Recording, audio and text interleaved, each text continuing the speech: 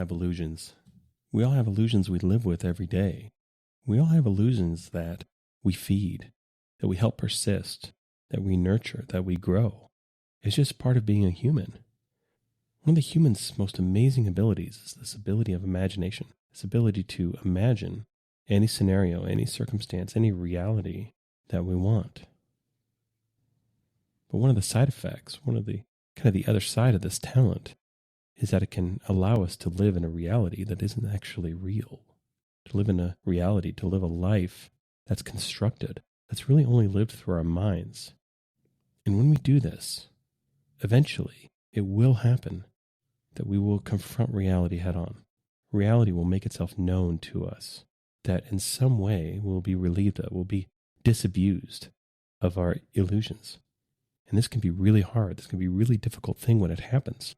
Be really jarring because our whole sense of reality, our whole sense of how things are, our whole ideas of what's true and what's not can be shattered, can be broken. And we can find piece of ourselves shattered and broken as well.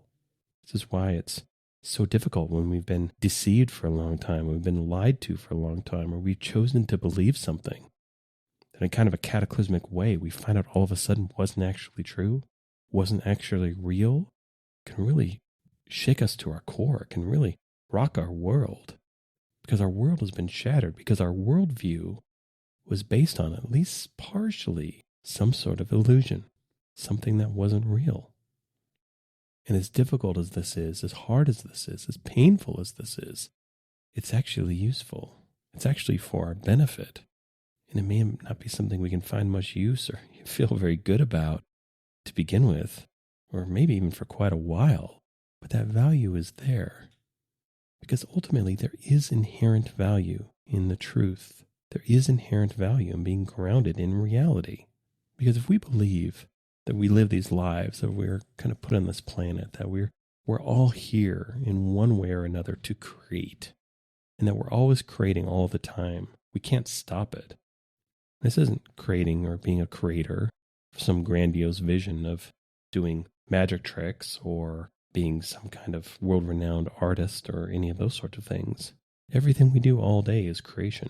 Everything we do all day is creating. We're creating interactions. We're creating our own circumstance. We're creating the content of our own lives, as well as influencing and impacting the creation of those that we interact with. This whole world is a symphony of creation, and we are but an instrument. We participate in, as well as are used as an instrument of creation, of all creation. And since all of us are creating all the time, since all of us are creating our own experiences, our own perspectives, our own thoughts, our own feelings, our own experience of this life that we're living, we of course want to create the best existence we can. Of course we want to create the most enjoyable and peaceful and rewarding and nourishing existence that we can. Of course we want to have some sense of agency, some sense of intentionality over our own life. We want to feel like, at least on some level, we have a say in the direction our life goes. We have a say in what happens to us. Now, granted, lots of things happen to us that we don't feel we have a say in. Lots of things happen to us that are either a surprise or really don't seem under our control whatsoever. But what is always under our control is our response to what happens, what we do about it, what we do next. The next step we take is always up to us. And the step that we're taking now is our life. Because our life is really only truly grounded in reality when we are grounded to the present moment, when we're grounded to what we're doing right now, what's happening right now. And so when we're going through our lives and we get confronted with something and we get our illusion shattered, even though this can be very difficult, very hard to go through, it is for our own benefit. It is useful. It is helpful. Because if we want to create some sort of conscious change in our life, if we want to create our lives a certain way, then we have to be dealing with reality. Because if our lives only exist in our minds, if our lives are only comprised and composed of illusion, there's not actually really much we can do to affect the real life around us. It's like we're living in two different places at the same time, and all of the effort to change one doesn't really impact the other because they're not the same. That it isn't until we really connect, that we really get grounded in reality, that we can actually do anything, that we're actually interacting, that we're actually engaging with the real, that we can actually affect any sort of real change. Because if we're only really interacting, if we're only really existing in our own fantasy world, then the only change we can really create is to those fantasies. It's just within our own minds. It's not really happening in our life, because the changes that we're creating are illusions also. And life has a funny way. Life has an insistence in trying to keep us grounded, trying to keep us connected with the truth. At the very least, we live our lives every day in the real world, into what's actually happening. And we can't hide this from ourselves forever. We can't delude ourselves so completely that what's happening isn't really happening, or that what we fantasize about happening in our minds is actually happening. At some point, reality will confront us. At some point, we will come face to face with it. And it is a good thing, because there's a real liberation in this. There's a real freedom in being grounded in reality, in being connected with the truth, in knowing the truth, in living through the truth, and with the truth. This really is helpful. This really is useful. And it gets really helpful, and it gets really useful in those times where we're trying to create change, when we're trying to create something different. Because one of the most insidious ways that illusion plays out is in our own fears, in our own worries. We can spend hours and days and weeks and months and years entertaining fantasies that only exist in our own mind, of all manner of calamity, destruction, annihilation even. We can be so convinced that around every corner there's something ready, primed, coiled, just about to strike, just about to smash us, just about to squish us, just about to reduce us to nothing. We can go through our whole lives believing danger is around every corner, that we're just one bad choice, we're just one bad circumstance away from destruction in our world. Our culture makes it very easy for us to harbor these beliefs. We don't have to look very far for confirmation that our world is incredibly dangerous, that at the very least there's unfairness and injustice everywhere, that it's almost impossible to win. It's almost impossible to be successful. It's almost impossible to thrive without, at the very least, doing something untoward. That we're in this rat race, we're in this constant competition. That we're in this constant competition that most people lose. That we are all set up for failure. And that there's slim chance of things actually going well for us. There's slim chance of things actually going right for us. But all these perspectives, all these beliefs, all of these fears, all these insecurities, we've chosen to adopt them. We've chosen to believe them. And perhaps we've even chosen, unconsciously of course, to consume all sorts of information, all sorts of media that is confirming these fears. That it creates this self-sustaining, self-reinforcing loop. That we're scared. And so we keep consuming all this information that confirms our fears, because that makes us feel comfortable. That makes us feel like our fears are grounded. That makes us feel like our fears are correct. That makes us feel like we're aware. We're not going to be surprised. We're not going to be jumped by some unknown circumstance. But if we do walk around with a lot of fear, if we do walk around with a lot of worry, I think it behooves us. I think it's really important to start to question, what value does this actually have? What is all this worry? What is all this fear in service of? What is its value? What is it really doing? How is it really affecting my life on a daily basis? Even from the most basic pragmatic perspective, what good is this worry actually doing? What is it actually changing? What is it actually affecting? What is it actually making any better? Am I actually doing anything? Or am I just worrying and worrying and worrying? Sometimes I worry so much, I don't even know what specifically I'm worried about. Just something nebulous, just something quote unquote bad happening. But if I'm really honest about my use of worry, then I have to realize that this is causing a significant corrosion in my own life experience. This is causing my life to be a lot smaller. This is causing my life to be a lot more bleak, a lot more grim, a lot more dangerous, a lot more scary than it actually is. Because a lot of times what we worry about specifically is circumstance. Is something happening? Is something not happening? But the thing about circumstance is that even though we can think we can totally prepare for something either to happen or not to happen, we actually can't. Because again, all this worry is only existing in our own mind. All this worry is simply illusion. And we can't really do anything. We can't really create real change in our life unless we are interacting, unless we are creating that change in reality with what's actually happening. In some ways, it would actually be a more useful way to look at our worry and almost no matter what comes up, say, you know what, I'm going to deal with that if and when it comes. Thank you, worry. Thank you for making me aware of this as a possibility. And maybe there are some things that I could do to prepare myself for this happening eventually. But once I've done that, once I've done what's reasonable, I can let it go. And I can deal with whatever happens when it happens. Because the trick that worry plays on us, the most diabolical thing that worry does, is it convinces us that we won't be able to handle what happens.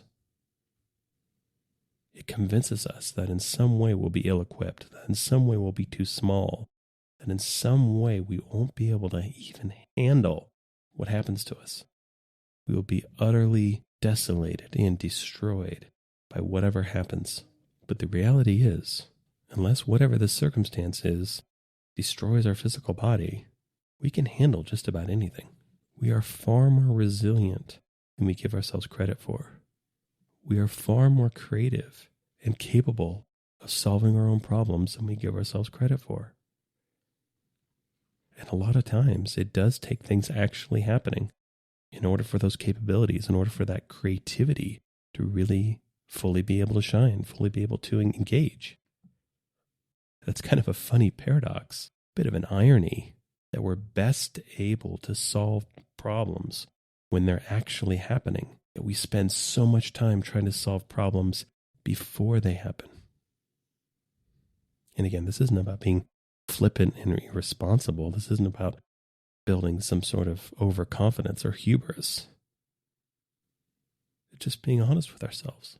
Being honest with ourselves of what is this worry really giving us, really getting us? How in any way is this actually helping me? How in any way is this actually making anything any better? And would it be useful? Would it be helpful? Would it be better if I decided to drop some of these illusions that worry has created and is perpetuating? What would happen if I gave myself a little bit more credit? What would happen if I believed in myself a little more? What would happen if I just went out into my life with a knowing that I'm going to deal with whatever comes along the best I possibly can? What would happen if I went out in my life, even if things are happening that seem scary, that seem to portend danger, destruction, carnage, and I did my best to work with them and through them? What would happen? What would happen if I went out in my life with a greater willingness to actually live it? Not live my life as I think it should be, but live my life as it actually is. Engage with reality, engage with what's actually happening. Because I think we've all experienced this, right? How we may have had a long-standing problem, a long-standing issue, a long-standing deficit in our life that we weren't ever really able to overcome until we faced it fully. Until we let go of all of our notions about what we thought about it, how we wished it might be, and connected to what it actually was. Then and only then could we actually do anything about it. Because on some level, through all of our illusion, through all of our fantasy, we were just merely avoiding it. We were pretending. We were playing pretend with ourselves. And thus whatever this was didn't really change. Wasn't really affected by our own illusion and fantasy. It wasn't until we actually connected with it. It wasn't until we actually engaged with it. It wasn't until we actually faced what was happening that we're able to actually do something about it. And that's just the way it is. It sounds simple. It sounds beyond obvious to say it out loud, but it's the truth that we can't change anything until we actually face it fully, until we actually engage with it fully.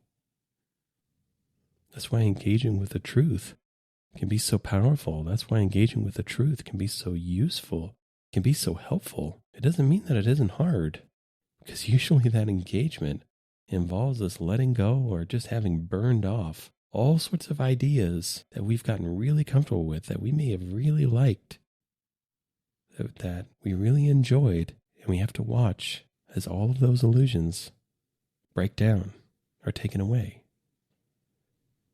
A lot of these illusions can cut really deep and cause us to really question the nature of ourselves, the nature of reality. This can be a very daunting process to go through, because especially if we've built up our concept of ourselves or our lives, and we find that these things that we've built up aren't actually real, aren't actually true, that's a lot to deal with. That's a big reconfiguration, reorganization to go through.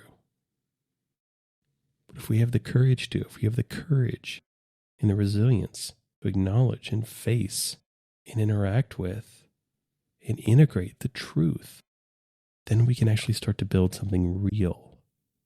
Then we can actually start to live a life that we can rely on, that we can trust, because we know that it's real.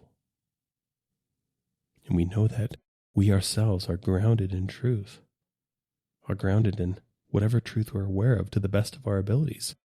And we know that our lives will be imbued with truth as well. This can't help but affect us. This can't help but change us. And oftentimes, especially over the long run, it can't help but make things better. Because at least we're not living in two worlds anymore. At least we're not trying to balance this shaky alchemy between fantasy and reality.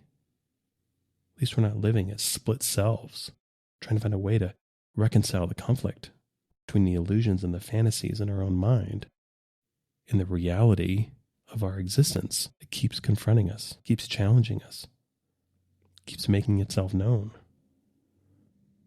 keeps being incongruent and inconvenient to the illusions that we'd rather cling to. But at some point, illusions will fail. And when they do, we have a choice. We have a choice what we do with that information. And it's my opinion, it's my belief, that the good life we're looking for, the life that's truly ours, the life that we truly want, is only found, is only lived in and through truth. That things can only be real for us when we connect with and live with what's actually real.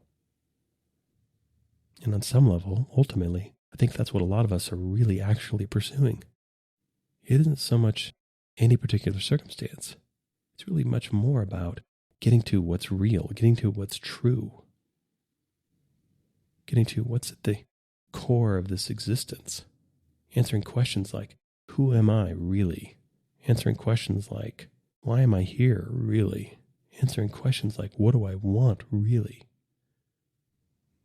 At the root of these questions, the common thread of all these questions is, what is the truth? What's actually real? And if that's what we want, ultimately, if what we want is the truth, then we have to allow illusions to fade away. Because in order for truth to really come in, to really be part of us, a lot of times that truth has to fill the space where illusion once resided. That in order to have truth, we can't harbor illusion at the same time. It's one or the other. And we have to choose. We have to choose what we orient to. We have to choose what we value. We have to choose what we pursue. But if it's the truth we want, and it's the truth we have to pursue, but in my opinion anyway, it's worth it. In my opinion anyway, I would rather live a life grounded in truth than a life grounded in illusion. Even if it means giving up some of the grandiose ideas, some of the convenience, some of the grandeur that illusion has promised me, I'd rather know the truth. I'd rather be grounded in reality. I'd rather be real, and I'd rather live a life that was real. And if this is a choice that you'd like to make, if this is something you feel similarly about,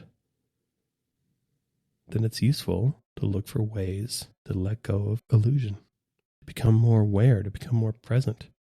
And the best way we can do this is by focusing on the present moment, on what's actually happening. The best way we can build our awareness is to build greater awareness of ourselves, is to go within, explore, get curious, see how things actually are. Because the only thing we know for sure is what's happening within us. These are the only senses that we actually have access to. These are the only thoughts we can actually read. These are the only feelings we can actually feel. And the more connected we get with ourselves, the more aware we get of ourselves, the more that awareness spreads outside of us. The more truly and deeply self-aware we are, the more broad and vast our overall awareness gets. And we can choose. We can choose to endeavor after the truth. We can choose to endeavor after what's real. We can choose to really explore ourselves. We can choose to build our own self-awareness. We can choose to get grounded in the present moment. We can choose to pay attention into what's actually happening. And when we do, we'll get to see what's real. That's the beauty of reality. It's undeniable. It's always happening. It's always there to be aware of if we choose to. If we can put our illusions down, if we can look past all the ways that we've been fooling ourselves, if we can look past all the ways others have tried to fool us, and just connect with what's real, to pay attention and notice what's actually happening. Look and listen and feel what's actually happening. Connect with reality. Connect with what's happening right now. Because that is reality. That is real. What's happening is what's happening. And what's happening is what's real. And we can just start there. We can start noticing. We can start paying attention. And that's enough. Awareness will lead us to all the truths that we seek. But we're the ones that have to choose to be aware. We're the ones that have to choose to pay attention. And that the more we pay attention, the more we become aware of, that can't help but change our life. That can't help but impact our life. That can't help but influence our life. Because now we're living life with a greater sense of intentionality. We're living life far more on purpose because we're grounded in truth and awareness. And it all starts with paying attention. It all starts with noticing. It all starts with challenging the beliefs that we have in our head and say, is this actually confirmed through the reality that I live? Is this what has actually happened? Is this what's actually happening? And we stay grounded in that truth. We stay grounded in that reality. We end up living a life that is a lot more full, a lot more nourishing, a lot less confusing because it's real. I hope you enjoyed this episode. All episodes are given freely. If you feel inspired to give, please visit theunionpath.com/donate. If you have a question, you can contact me at theunionpath@gmail.com. Take care and all the best.